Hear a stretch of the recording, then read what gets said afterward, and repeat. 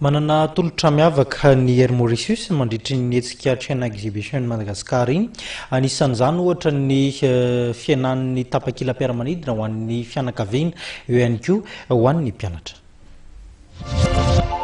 Manana tombony ireo izay mividy tapakila na manao famandrihan-toerana amin'ny zotra-pitaterana anabakabaka Air Mauritius mandritry ny China Exhibition izay tanterahana ny faha 1 hatramin'ny 4 septambra eny amin'ny CCI Vato. Amina China Exhibition anazy moa izany dia tolotra mazava loatra ho an'ny makany Chine, fa tsy Chine ihany fa ao anatiny koa tolotra ho an'ny Asia rehetrarehetra, izany hoe Hong Kong, Singapour, Kuala Lumpur hanaovana tolotra daholo. Raha ny Chine aloha izany no resahana na Guangzhou na Shanghai dia misy fihenam-bidy tokoa. Ilay fihenam-bidy hatrany amin'ny 10 hetsy ariary isaky ny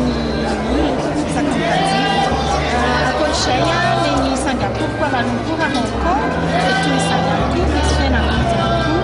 Fa ny ankoatran'ireo destination izay makany Asia rehetrarehetra ireo dia ny destination izay ataony Air Mauritius rehetrarehetra na makany Paris io na makany La Réunion io na makany Londres dia misy tolotra manokana foana ataonay eto amin'ny stand.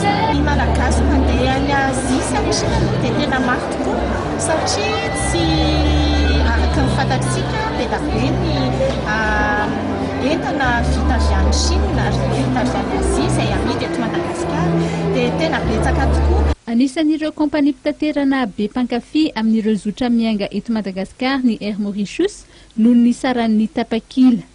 Akaiky ihany koa ny Nosy Maurice izay ahafahana mihazo an'ireo toerana maro iasan'ny kompania mpitaterana izany. Ho an'ny Malagasy dia tsy mila viza raha latsaky ny 14 andro ny fivanianana atao any Nosy Maurice ary miteny frantsay avokoa ny mpiasan'izany kompania izany. Misy ihany koa ireo tolotra manokana ho an'ireo mpanjifa mahafatrapo. Na dia vanim-potoana tsy mbola mahabe mpizahatany azy ny voalohan'ny volana Aprily hatramin'ny 30 jona lasa teo dia tsara ny vokatry ny kompania Air Mauritius. Mikendry ny hanatsaratra ny fiaramanidina izay ampiasainy Air Mauritius.